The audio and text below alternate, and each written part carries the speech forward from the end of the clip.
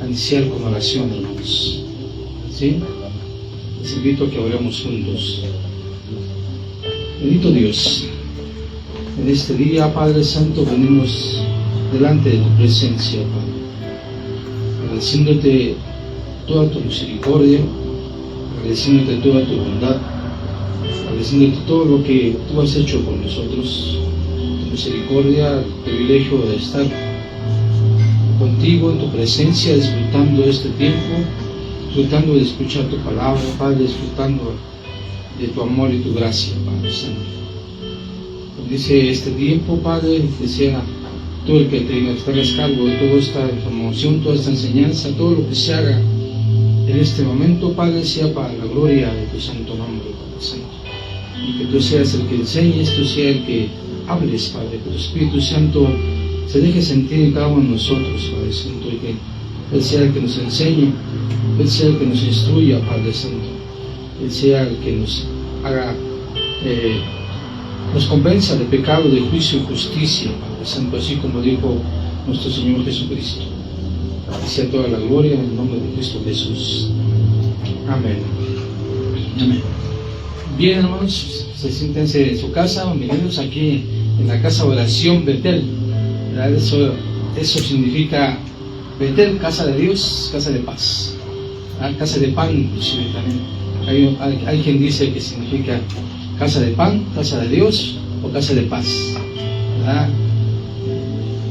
Bueno, hermanos, estamos considerando a todos los presentes que están visitando por primera vez.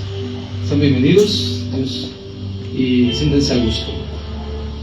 Estamos considerando la carta a los hebreos, más bien a los romanos, perdón, es que estaba yo ayer considerando la carta a los hebreos, se me quedó esa idea en la cabeza, pero bueno, estamos en el capítulo 5, vamos a ver la obra de Dios, hermanos, en el capítulo 5, en el versículo número 12, es el que vamos a considerar en esta mañana.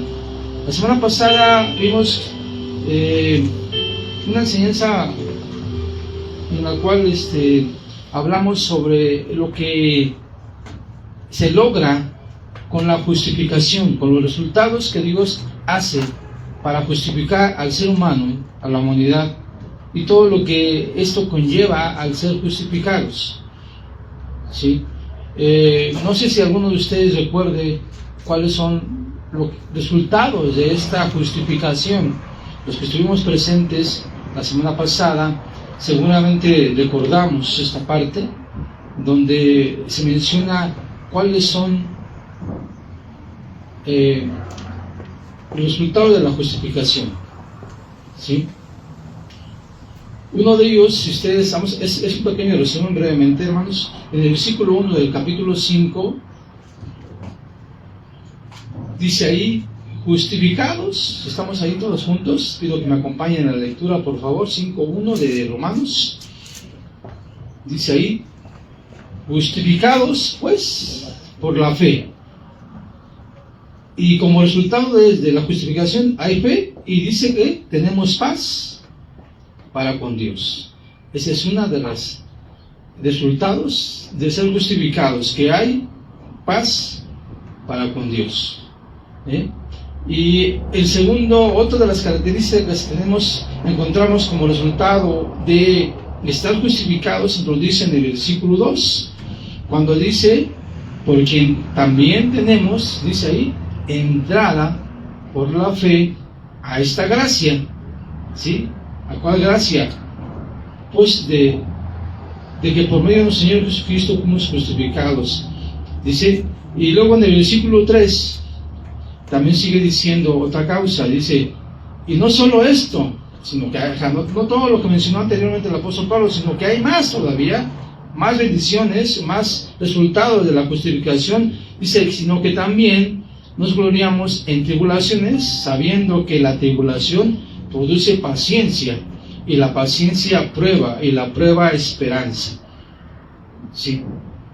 Esto es lo que produce la justificación, ¿verdad? Que en medio de circunstancias difíciles, en medio de las tribulaciones que vivimos todos los días, todos como seres humanos, tenemos paz. tenemos paciencia, tenemos esperanza. Ojo, yo les comentaba la semana pasada que todo ser humano, sea cristiano o no sea cristiano, sea seguidor de Cristo o no sea seguidor de Cristo, experimenta tribulación. Todo el mundo experimenta problemas, todo el mundo experimenta enfermedades, todo el mundo se le muere un ser querido, a todo el mundo a veces no tiene trabajo, a todo el mundo a veces no tiene que comer. Todo el mundo experimenta tribulación. Pero ¿cuál es la ventaja de uno que es seguidor de Cristo? Uno que sigue a Cristo. Aquí lo está diciendo. Dice que en medio de las tribulaciones, dice que la tribulación produce en nosotros paciencia. Y la paciencia prueba, y la prueba esperanza. Dios trabaja, hermanos, por medio de las tribulaciones en nosotros, para ver cómo estamos, cómo está nuestro corazón. De hecho, ya sabe cuál es nuestra forma de pensar, qué hay en nuestro corazón, Él lo sabe. Dios sabe qué hay en este corazón que tenemos todos y cada uno. Sabe nuestros pensamientos, nuestras acciones. Para Él no hay nada oculto. Pero esto de pasar tribulaciones es para nuestro beneficio. ¿Por qué? Porque aquí dice que produce paciencia. ¿A quién produce paciencia? ¿A Dios? No, a nosotros. ¿A quién produce prueba? A nosotros. Y esto nos da esperanza. ¿A quién es? Al ser humano, no a Dios. ¿Sí? Eso es lo que produce las pruebas a cada uno de nosotros. Pero vuelvo a repetirles, pero no a todos, solamente a los que siguen a Cristo, solamente a los que son cristianos, solamente a los que son hijos de Dios. No todos son hijos de Dios, no todos son justificados, no todos tienen esta esperanza, no todos, ¿sí? Entonces, aparte de esto que hemos visto, en el versículo 5 sigue otro resultado, hermanos. Dice en el versículo 5: y la esperanza no avergüenza. Fíjense, la esperanza que tenemos, no debemos sentirnos avergonzados por lo que creemos. La esperanza que tenemos. ¿Por qué dice ahí? Porque el amor de Dios ha sido derramado, ¿en dónde? En nuestros corazones. ¿Por qué? Por el Espíritu Santo que nos fue dado. ¿Se dan cuenta? Esto no lo tiene toda la humanidad. No toda la gente tiene el Espíritu Santo de Dios. No todo el mundo lo disfruta de esta bendición. Son solamente los que son justificados. ¿Y cómo se logra la justificación? A que ejercer fe en el sacrificio del Señor Jesucristo. Y esto lo vamos a ver en este capítulo, pero a partir del versículo 12, se habla cómo es que se desarrolla esta justificación y cómo es que Dios hizo un plan. Los que hemos estado estudiando esto desde el principio, nos hemos dado cuenta, hermanos, que Dios, el apóstol Pablo, empezó su carta hablando en modo plural a todo el mundo. Decía que los hombres se habían apartado de Dios y que Dios los había entregado a que hicieran lo que les placiera. Y que mencionaba ahí que el hombre ha dejado el uso natural de la mujer y que se han vertido hombres con hombres y mujeres con mujeres, y eso lo vemos hoy. ¿Eso qué se debe? A que se están alejados de Dios. Y eso lo mostraba aquí el apóstol Pablo. Y menciona también de un juicio para la gente, para los judíos y para la gente gentil. Aquí hablaba de dos aspectos el apóstol Pablo. Los gentiles son gente que no es judía. Y los judíos, pues son judíos. ¿Quiénes son los judíos? Los descendientes de Abraham. Esos son los judíos, descendientes de Abraham. ¿Sí? La gente gentil, o en otras palabras se llama gente de las naciones, son gente que no son descendientes de Abraham, son gente de las naciones, gente que no tiene nada que ver con la descendencia de Abraham. Bueno, para estos dos grupos de personas, el apóstol Pablo empieza a hablar en estos capítulos. en esos capítulos, en esos primeros capítulos. Pero posteriormente, a partir del capítulo 2, empieza a dirigirse al pueblo de Dios. ¿Quién es el pueblo de Dios? Los judíos. ¿Sí? ¿Por qué decimos que es el pueblo de Dios? Porque Dios lo sacó, y la promesa que se le fue dada a Abraham fue que su descendencia heredaría una tierra, y que por medio de su descendencia serían benditas todas las naciones. Esto lo encuentra usted en Génesis capítulo 12, en el versículo 13, si no me equivoco. ¿Sí? Ahí apúntelo si gusta, y después usted lo puede leer con calma. 12 de Génesis, versículo 13. ¿Sí? Y ahí habla de esa descendencia prometida de Dios a Abraham. ¿Sí? Porque le dice que salga de su casa, de donde vivía, a una tierra que le iba a mostrar. Si usted empieza a leer desde el capítulo 12 de Génesis, ahí empieza a hablar Dios con Abraham. ¿Sí? Ellos son los judíos. Y ese es el pueblo de Dios, hermanos. Ese es el pueblo de Dios, ¿sí? A los que el apóstol Pablo se refiere como judíos. Y ahí en el versículo 3 habla ya un poco más fuerte para con ellos. Cuando le dice, ¿tú qué enseñas? ¿No te enseñas a ti mismo? Bien, vamos a hacerlo rápidamente, no tenemos mucho tiempo. Esto lo estoy haciendo porque no todas las personas que estamos aquí saben este contexto. Lo hacemos para que entiendan un poquito la idea de lo que sigue adelante. Miren,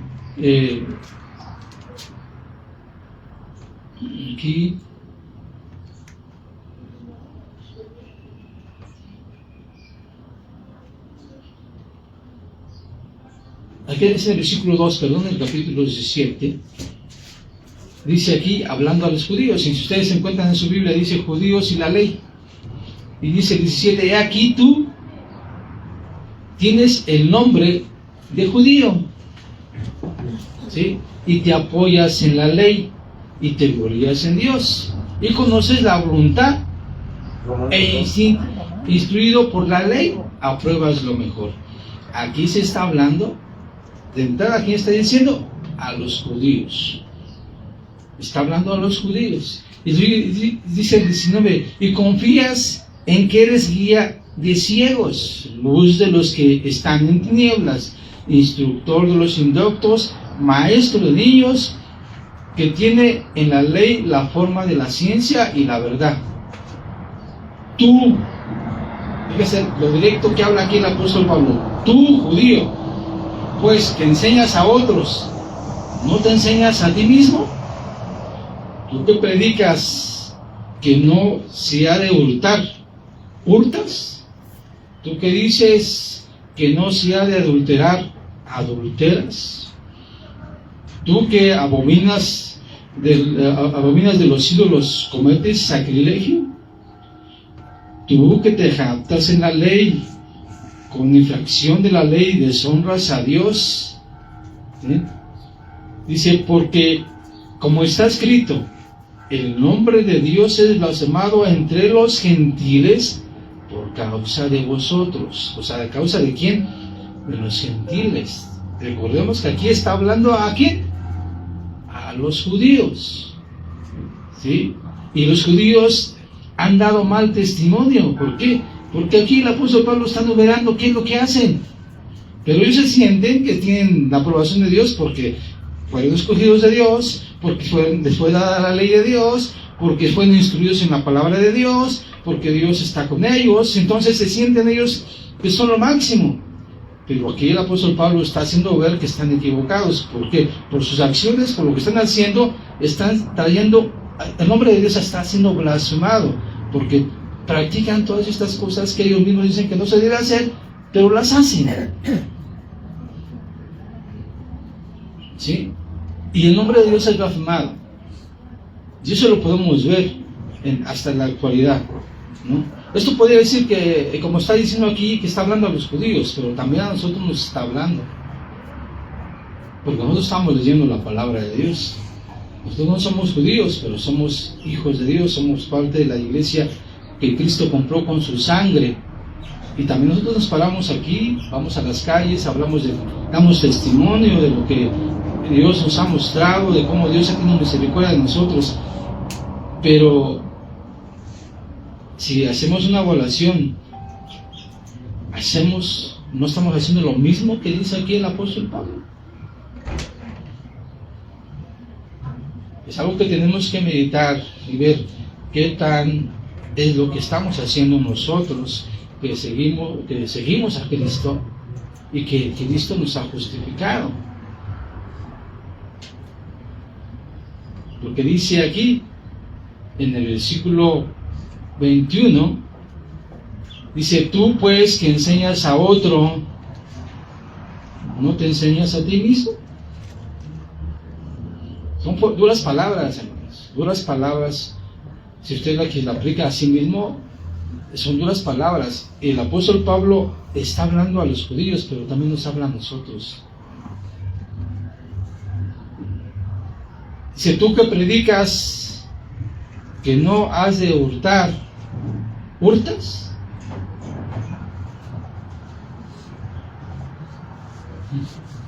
Tú que dices que no se ha de adulterar, ¿adulteras?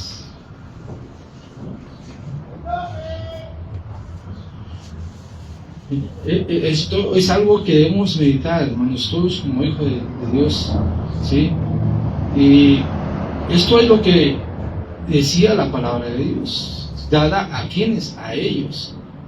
Pero nosotros que seguimos a Cristo también les aplica, porque tenemos que también dar buen testimonio de lo que somos, ¿no?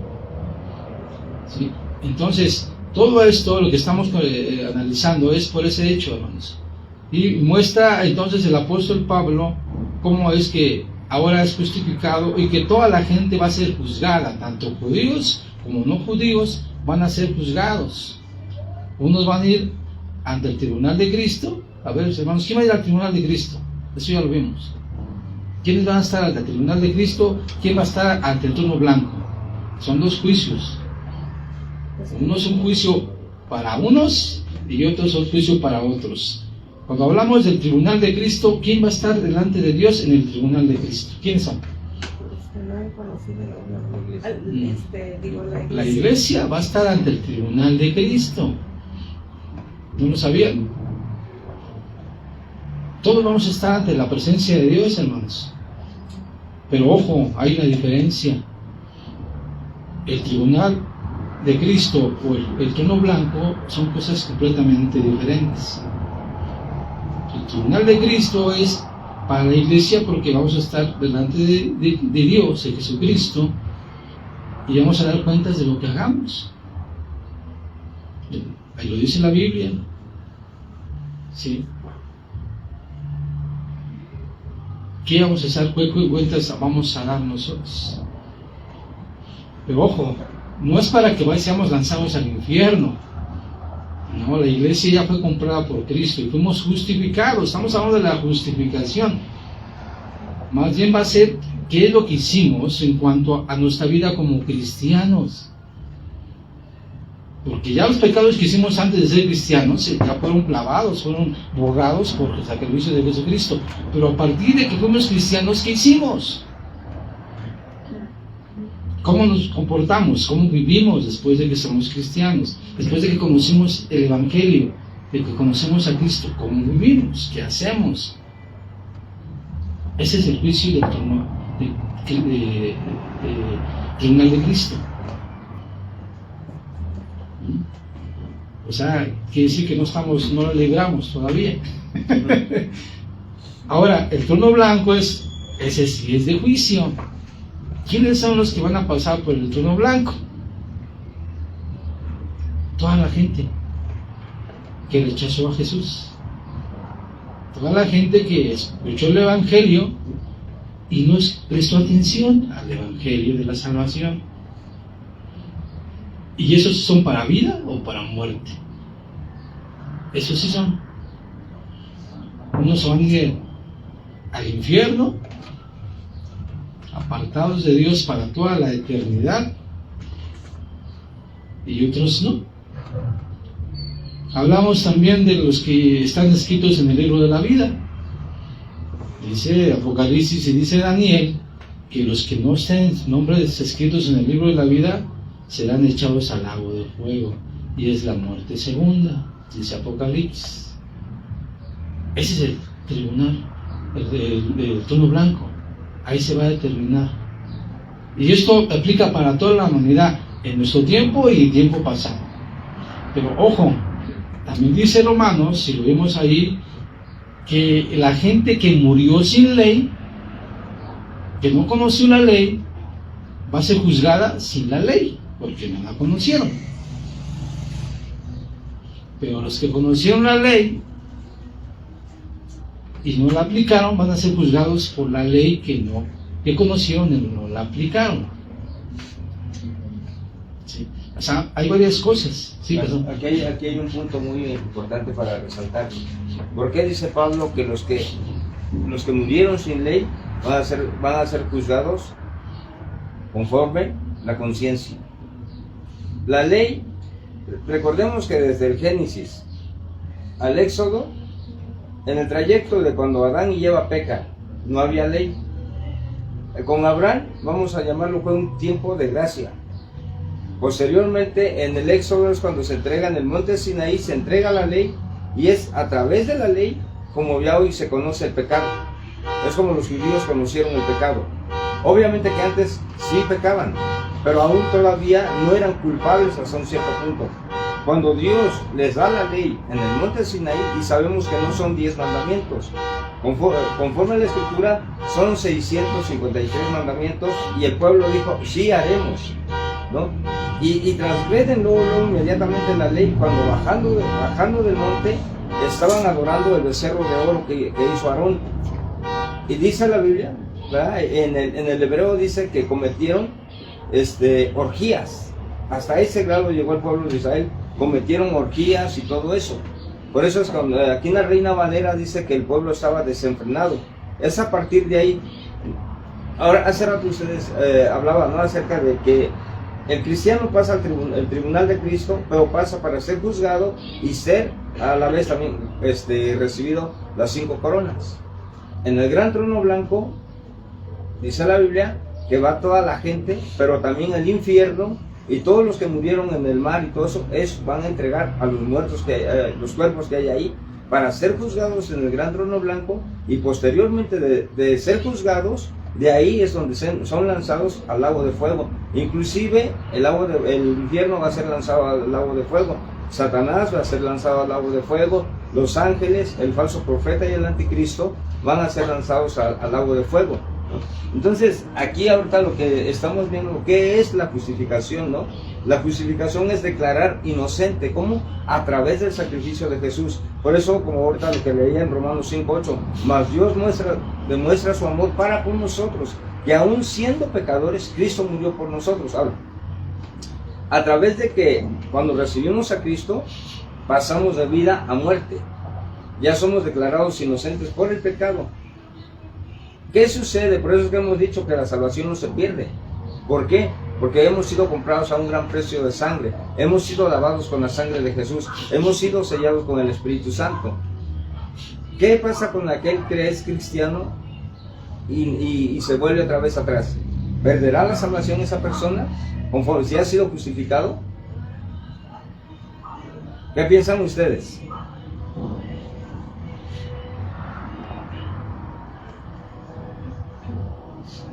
Porque si en el momento que de tu conversión, tú ya te convertiste al cristianismo, tú ya fuiste lavado, tú ya fuiste sellado con el Espíritu Santo, pero te regresas nuevamente atrás, ¿perderás tu salvación? ¿Irás al gran trono blanco? Conforme a la Escritura. Pues no es que uno la abandona, ¿no? La salvación no es que la pierdas, que uno la abandona. La salvación ahí está. Nada más hay un punto muy importante. Muchas veces se ha cometido el gran error de decir a aquella persona que está dentro del cristianismo y después se vuelve al mundo, ¿qué decimos? Es que está negando a Cristo, es que ha estado rechazando a Cristo. Pero no es así. Lo que pasa es que esa persona ha sido nuevamente tentada por Satanás y ha regresado, pero no ha negado a Cristo, no ha blasfemado a Cristo. ¿Qué es blasfemar a Cristo? Como cristianos. Lo vemos en la Biblia cuando Pedro blasfemó el nombre de Cristo. Cuando dice la palabra que inclusive en el original dice que Pedro maldijo a Cristo. Maldijo a Cristo. Entonces cuando tú como cristiano te vuelves atrás y maldices a Cristo, ahí sí estás rechazando la salvación. Ahí sí estás diciendo, no quiero nada contigo, Cristo. ¿Sí? Pero la persona que ha sido justificada y vuelve atrás, Dios tiene misericordia y nuevamente les da la oportunidad de que a través del Espíritu Santo esta persona reconozca. ¿Sí? Ahora nosotros ya como cristianos ya vamos a ser juzgados, sí, pero por nuestra forma de cómo vivimos el cristianismo. ¿Sí? La gente que no conoció la ley, que no conoció el Antiguo Testamento ni el Nuevo Testamento, esa va a ser juzgada conforme a su conciencia. Porque tu conciencia es la que te va a juzgar o tu conciencia es la que te va a salvar. Por eso es que se dice que el juez más inmediato del ser humano, ¿cuál es? La conciencia. ¿Sí? Ese es el punto. ¿Sí? Entonces, y aquí, o sea, ¿por qué hacemos esto? Porque, por ejemplo, inclusive cuando yo doy enseñanza, igual pueden participar los hermanos y dar sus puntos de vista, ¿no? Para hacer más clara la enseñanza, ¿sí? No quiero decir que el hermano no está bien el hermano, ¿sí? Pero es una, ¿cómo se dice? Ahí se me fue la palabra. Es apoyando más la enseñanza del hermano, ¿cómo se dice? Confirmación o apoyando un poco más la enseñanza del hermano. ¿Sí? Ajá, complementar efectivamente la enseñanza del hermano que está dando. ¿Sí? Entonces, es exactamente como está lo que dice el hermano Ricardo, ¿no? Es así lo que la Biblia dice. ¿Sí? Y luego entonces nosotros como cristianos, esa es la ventaja que tenemos, vamos a llamarlo así. Es una gran ventaja. ¿Por qué? Porque somos templo y morada del Espíritu Santo. ¿Sí? Gracias, hermano Ricardo. Gracias. Bien, hermano, entonces esa es la cuestión del juicio de Dios que va a ejercerse, ¿sí? Y después de eso, estoy haciendo un resumen de lo que ya vimos para ustedes, para que entiendan lo que vamos a considerar a continuación. Y después vimos, entonces ya analizamos sobre los resultados de la justificación, ¿sí? También se habló sobre Abraham, de cómo fue justificado Abraham. Recordemos que en el tiempo de Abraham no había ley. La ley fue dada 430 años después. ¿A quién? A sus descendientes, cuando Dios sacó a sus descendientes de Abraham, a los hijos de Abraham, de Egipto. Cuando Dios estaba en el desierto, después de haberlo sacado, Moisés sube al monte Sinaí y Dios le entrega los 10 mandamientos y la ley. ¿Sí? Y ellos dijeron que iban a hacer todo con cuanto Dios les estaba pidiendo y lo aceptaron de buena gana. Pero no fue así. Nomás fue de dientes para afuera, que dijeron, haremos todo lo que Dios nos está pidiendo. Pero al cabo de 2 o 3 días, cuando estaban entrando a Jericó, van a entrar a Jericó, que decían, no podemos, porque la gente es gigante, somos como saltamontes en medio de ellos. No vamos a poder conquistarla. Pues, debido a esos comentarios de esas personas que dijeron que no iban a poder entrar a conquistar la tierra que Dios había dicho, se quedaron en el desierto 40 años y murieron por su incredulidad. Solamente los que creyeron en que el sirio les iba a dar la tierra, sí entraron. Pero todos los que dijeron que no, toda esa generación que dijo que no iban a poder entrar y conquistar la tierra, todos murieron. Entraron sus hijos, sus descendientes de ellos. Entró la segunda generación de ellos. Ellos sí entraron, los hijos de ellos sí vieron cómo Dios conquistó la tierra. Pero ellos, los que salieron de Egipto, no lo vieron. ¿Por qué? Por su falta de fe. Porque no creyeron a Dios. ¿Sí? Inclusive Moisés tampoco entró, hermanos. El caudillo del pueblo judío en aquel entonces no entró tampoco. ¿Por qué? Porque también pecó. ¿Sí? Entonces, cuando Abraham fue justificado, dice la Biblia que fue justificado porque le creyó a Dios. Gracias. Porque le creyó a Dios. Porque le creyó a Dios, fue justificado. Y su obediencia dice que su fe cuenta como justicia. O sea, lo que hizo Abraham de salir de su tierra e ir a donde Dios le dijo que fuera, él le creyó, y porque creyó a Dios, fue justificado, fue salvo, en otras palabras. Y ahí Dios ejerció gracia en él, ¿sí? Porque no había ni ley, pero sí había gracia, hermanos. La gracia siempre ha existido. De hecho, hubo gracia hasta para con Adán y Eva. ¿Por qué no murieron inmediatamente? Hubo gracia para ellos. No los destruyó Dios en ese momento. A pesar de que desobedecieron flagrantemente al escuchar la voz de la serpiente de Satanás. Dios tuvo misericordia de ellos, mató animales para vestirlos, para que pudieran tener que cubrirse su desnudez, y entonces los echó fuera. Ejerció gracia a Dios sobre ellos. Entonces, eso que muestra desde el apóstol Pablo, muestra que todos los que ejercen fe, ¿en quién? En Jesucristo, al igual que el apóstol, que Abraham, son justificados. ¿Por qué? Porque creen en Dios por el sacrificio de Jesucristo. La fe. Y dice ahí que todos son hijos de Abraham. ¿Por qué? Porque ejercieron fe como Abraham lo hizo. Eso lo dice el apóstol Pablo. Todo esto lo estuvimos viendo, analizando en todos los estudios pasados, hermanos. Vuelvo a repetir, lo hicimos para que, resumen para que ustedes comprendieran un poquito cómo está la situación del estudio, y empecemos entonces a analizar ahora qué es lo que explica ahora el apóstol Pablo con relación al pecado. ¿Sí? Vamos yéndonos un poco rápido porque se nos está yendo el tiempo, ¿no? Espero que esta información sea de bendición para todos ustedes. En el versículo 12 del capítulo 5 dice así, hermanos, por favor quiero que me acompañen, ¿sí? Antes de empezar a leer, no sé si algunos tengan alguna duda o una pregunta sobre lo que estamos considerando, algún comentario. ¿Ninguno? No, aquí dice que de Adán y Cristo, entonces ¿Perdón? aquí hablan entonces de Adán y Cristo. Así es. Vamos a pasar esa parte. ¿Sí? El apóstol Pablo hace una comparación de Adán y Cristo. Y vamos a ver cómo hace esa comparación en estas partes. Entonces, si no hay algún comentario, una pregunta, vamos a continuar. Dice aquí en el versículo 12, por tanto, como el pecado entró en el mundo por un hombre, y por el pecado la muerte, aquí hacemos una pausa.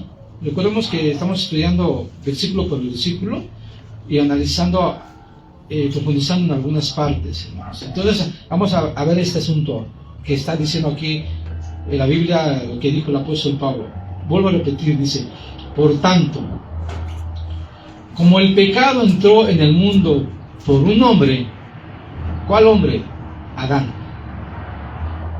Él fue el que pecó, desobedeció a Dios, comiendo del fruto que dijo Dios que no comieran, y al desobedecer a Dios, pecó.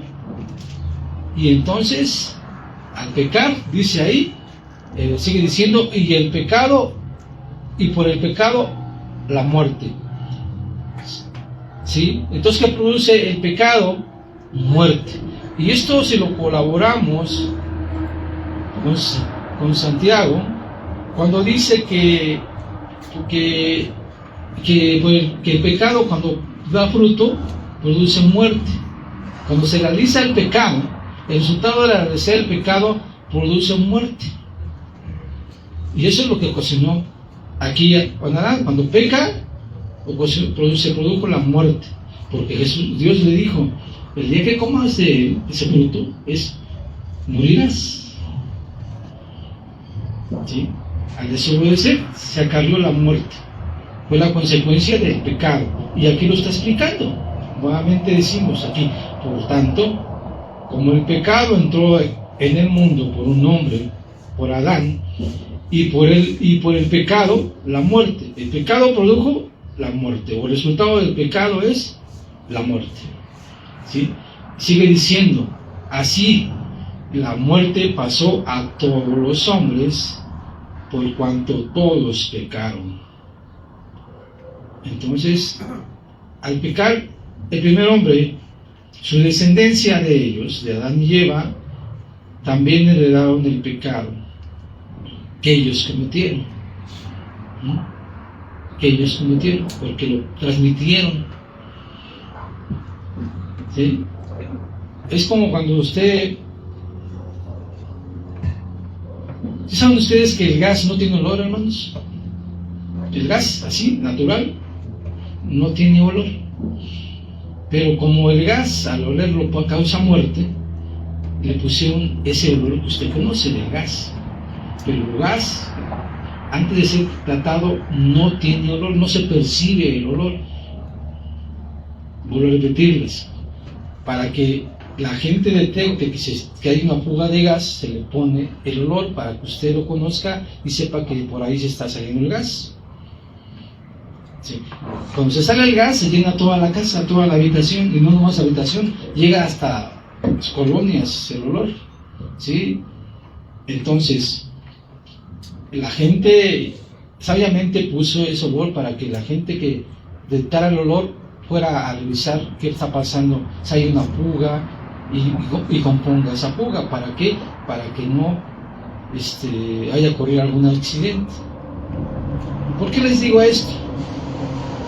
Porque la muerte, el pecado, funciona de manera parecida al gas.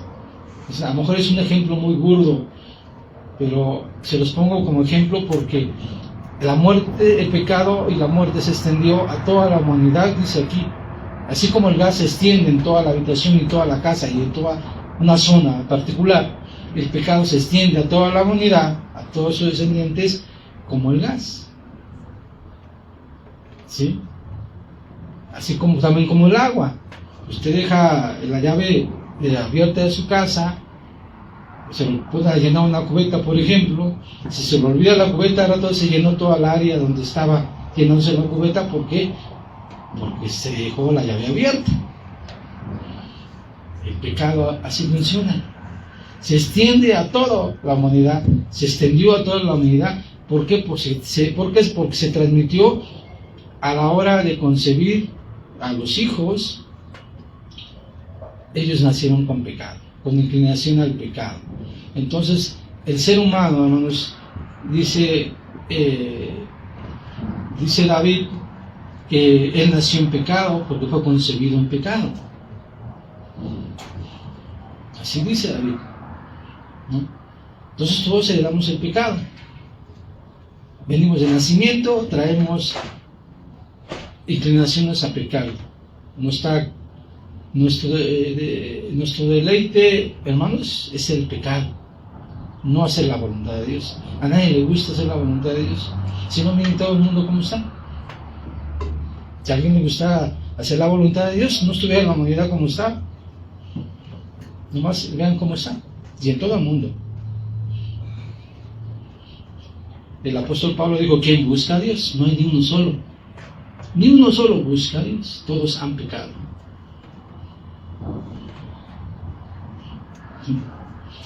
Bueno, sigue diciendo entonces. Dice pues, antes de la ley, dice, había pecado en el mundo. Aquí hacemos una pausa. ¿Qué quiere decir esto? Que antes de la ley había pecado en el mundo, ¿sí? ¿A qué se refiere con decir antes de la ley? Con la ley de Dios. Recordemos que este libro, esa carta fue escrito a judíos, hermanos, que se habían convertido al cristianismo, que habían ejercido con el sacrificio y que junto con gentiles formaban la iglesia llamada romanos. Estaba en Roma, por eso se le llama romanos o Roma, porque estaban en Roma, ¿sí? Entonces, antes de que el tiempo de Abraham no había ley. Adán y Eva no había ley, solamente había un mandamiento de no comer el fruto prohibido, pero ellos pecaron, pero no había ley, ¿sí? Pero sí ¿qué existía? Pecado. El pecado sí existía. Y ahí lo dice. Dice, pues antes de la ley había pecado. No hay quien acusara a alguien de pecado porque no existía la ley. No le puede decir a alguien, tú robaste, porque no había nadie, que existía una ley que decía que él había robado. No lo había. Entonces la gente podía robar y no había nadie que lo acusara porque no existía ley. ¿Sí me explico?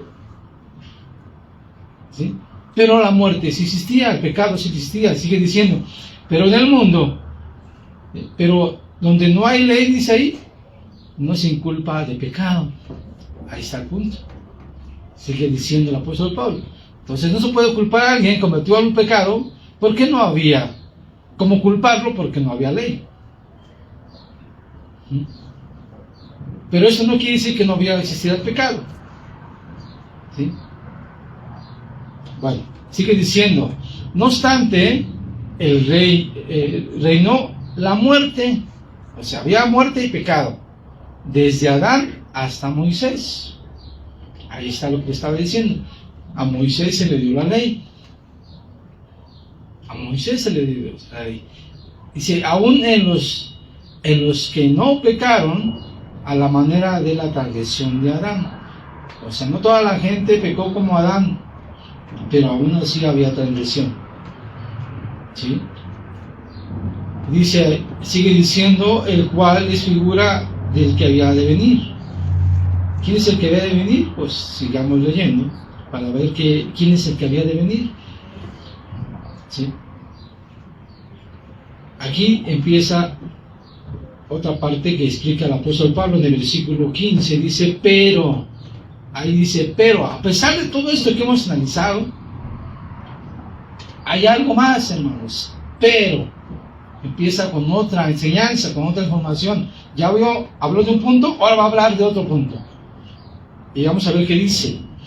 Pero el don no fue con la transgresión, porque si por la transgresión de aquel uno, ¿cuál es el uno? Adán, recordemos que se refiere a Adán, murieron los muchos, abundaron muchos, más dice, para los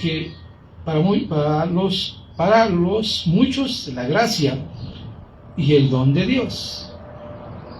Dice, por la gracia de un hombre llamado Jesucristo, ¿sí? Dice, y con él don no sucede como en el caso de aquel uno que pecó, porque ciertamente el juicio vino a causa de un solo pecado. Ya sabemos cuál es el pecado, para condenación, pero el don vino a causa de muchas transgresiones para justificación. Pues si por la transgresión de uno solo reinó la muerte, mucho más reinará en vida por uno solo, Jesucristo. Los que reciben la abundancia de la gracia del don de la justicia. ¿Sí, hermanos? Entonces aquí está asemejándose lo que logró Jesucristo, el Señor Jesucristo, en comparación de lo que hizo Adán. Por Adán entró el pecado y la muerte. Pero Dios, para demostrar que había pecado en la humanidad y que necesitaban un Salvador, hizo todo lo que hizo. Primero, cuando Adán iba a pecar, en el capítulo 3, en el versículo 5, se da una profecía de una descendencia. Bueno, esa descendencia sigue avanzando el tiempo. Recordemos que los primeros hijos de Adán y Eva, uno fue Caín y otro fue Abel. Caín mató a Abel, pero no fue el único hijo que tuvieron.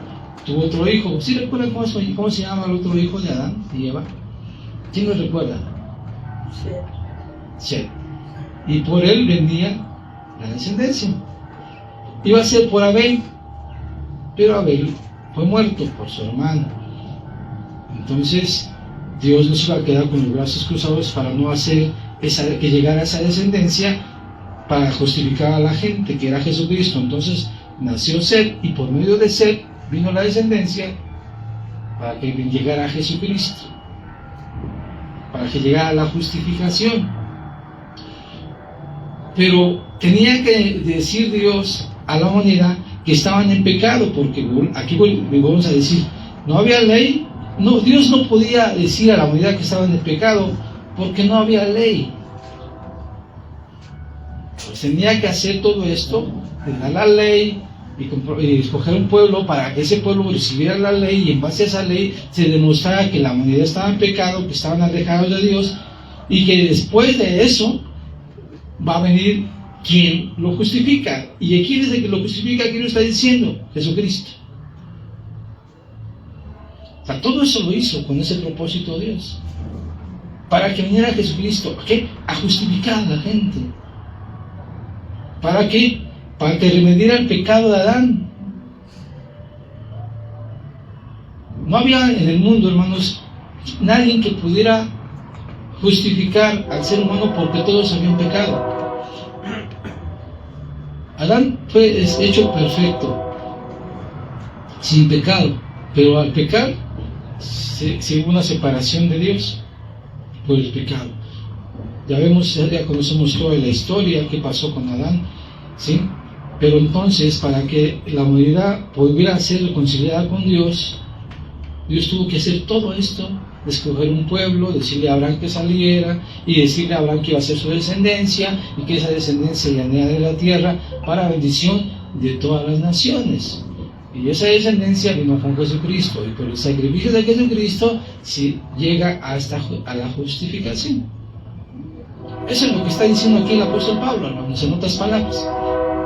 ¿Sí me explico? ¿Algún comentario de ustedes? ¿Alguna duda?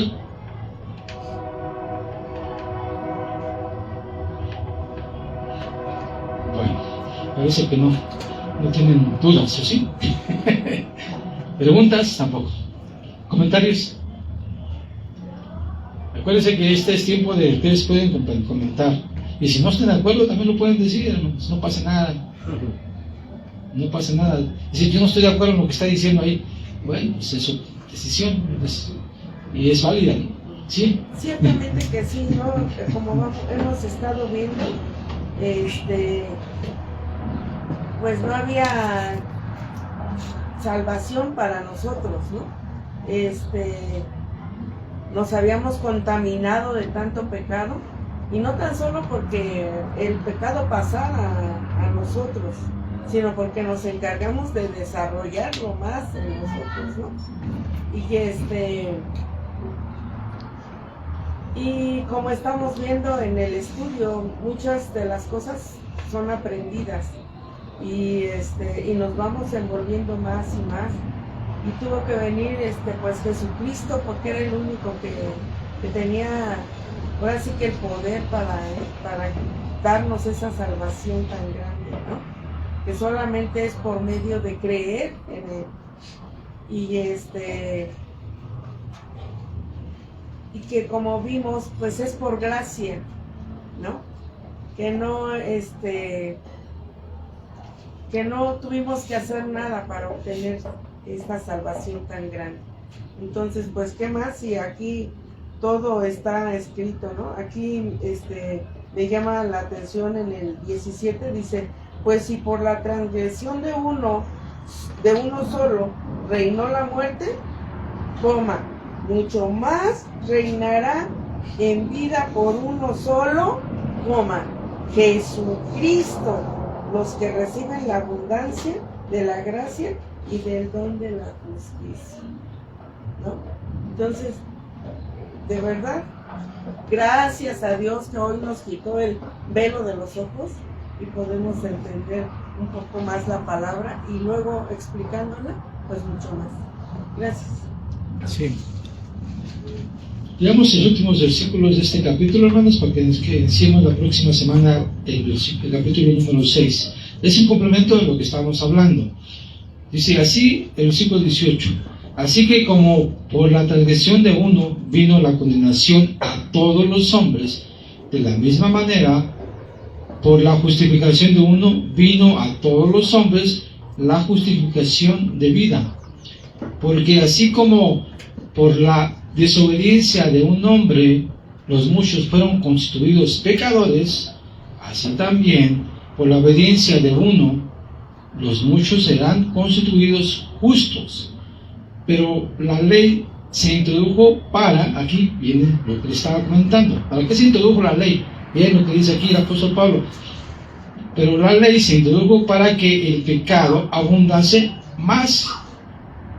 Cuando el pecado abundó, sobreabundó la gracia, para que así como el pecado reinó para muerte, así también la gracia reine por la justicia para vida eterna, mediante Jesucristo, Señor nuestro. ¿Sí? Ahí está. Lo que vimos lo resumió el apóstol Pablo al final. ¿Sí? Al final lo resumió así como está, tan cual, tan sencillo y tan fácil. No sé si para ustedes lo hayan comprendido así, ¿no? Bueno, ¿algún comentario? Sí, pues. Bueno, hay un punto también, por ejemplo, en el griego. Recordemos que todo el Nuevo Testamento está escrito en griego, y la palabra que utiliza en el griego se le conoce como armotología. Y la armotología te habla precisamente acerca de todo lo que es la doctrina del pecado. Así como el Antiguo Testamento te habla de la ley, el Nuevo Testamento te habla de todo lo que es el pecado, y que es a través de la persona de Jesús como vamos a obtener el perdón de nuestros pecados y obtenemos la vida eterna, obviamente a través también de la fe. ¿Sí? Porque hay gente que podría decir, ¿cómo es posible que por fe yo pueda hacer, como ahorita lo que comentaba Lupita, ¿no? Lo que dice la palabra. Efectivamente, porque a través de que nosotros recibimos a Jesús y a través de que tenemos fe en el sacrificio de Jesús y creemos que la sangre de Jesús nos lava de todo pecado, ya la hicimos, ya somos justificados. ¿Sí? ¿Se acuerdan que hace tiempo les hablaba acerca de la resurrección espiritual? Porque en Efesios 2.1 dice, en Efesios 2.2 dice que nosotros estamos muertos en nuestros delitos y pecados. Él nos dio vida, juntamente con ¿quién? Con Cristo. Porque así como Cristo resucitó, así también nosotros resucitamos cuando creemos en Cristo. Porque estamos muertos en pecado. Estamos muertos en pecados y estamos cargados de delitos. Y mientras nosotros no aceptemos a Jesús, seguimos siendo reos de muerte. Pero una vez aceptando a Jesús, ya estamos del otro lado. Ya somos justificados, ya somos redimidos, ya somos santificados y ya somos sellados con el Espíritu Santo y ya tenemos un nuevo nacimiento a través de creer en Jesucristo. Eso es lo que habla toda la Escritura. Esa. Sí, pues muchas gracias. Los invito a todos los presentes que sigan viniendo. Es fascinante el estudio que estamos llevando a cabo, porque estamos conociendo el plan de salvación de Dios. Esto que estamos leyendo es el plan de salvación de Dios, lo que Dios hizo para salvar a la humanidad. Y Él se pudo haber quedado sin hacer nada, dejar que la humanidad muriera, pero Él no dejó sin hacer nada, no se quedó con brazos cruzados. ¿Por qué? Porque nos ama. Nomás por esa sencilla razón.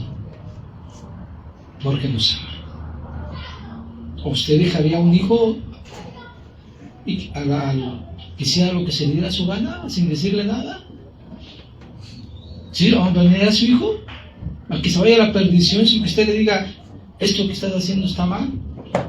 ¿Tienes que hacer esto? ¿Usted dejaría a sus hijos? ¿O a su hijo? ¿Usted lo dejaría? ¿Tendría esa capacidad de que haga el hijo lo que se le da a su gana? Si es muerte, pues que muera, y si no, ¿usted lo haría? Pues no, ¿verdad? Yo no creo que ninguno de los que estamos aquí presentes haría eso. ¿Por qué no lo hace usted? ¿Por qué no lo haría? Porque ama a su hijo. ¿O no? O díganme si me equivoco. Porque amamos a nuestros hijos, tratamos de guiarlos y dirigirlos a que sean personas de bien. Dice Jesús, ustedes que su hijo les pide un pan, no les dan una serpiente, ¿verdad? Entonces, cuanto más el Padre Celestial les dará Espíritu Santo, ¿a quién se los pide? Dice, ustedes que son pecadores, dice Jesús, ustedes que son pecadores, cuando un hijo les pide un pan, no les da una serpiente. Se muestra el amor de Dios, hermanos. Ahí, en esto está mostrándose el amor de Dios hacia la humanidad, a todo el mundo. Todo el mundo tiene la facilidad de alcanzar esta bendición, pero no todos la aceptan. Esa es lo grave de la situación, que no todo el mundo lo acepta. Usted se siente triste cuando su hijo no obedece, cuando no le hace caso, cuando el hijo sigue aferrado a hacer lo que se le da su gana. Se siente triste, ¿verdad? Imagínense Dios cómo se siente cuando no lo obedecemos. Cuando Dios ve que nos llegamos a la salvación que nos proporciona y le damos la vuelta y dice, yo quiero vivir mi vida, no me interesa tu salvación. Porque eso es lo que hacemos. Eso es lo que hacemos. A darnos la vuelta de la salvación que Dios nos está dando, dice, no me interesa, yo quiero vivir mi vida.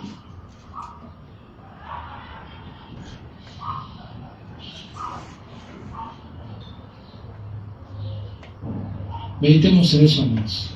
Y están cordialmente invitados para que ustedes sigan viniendo, todos los presentes.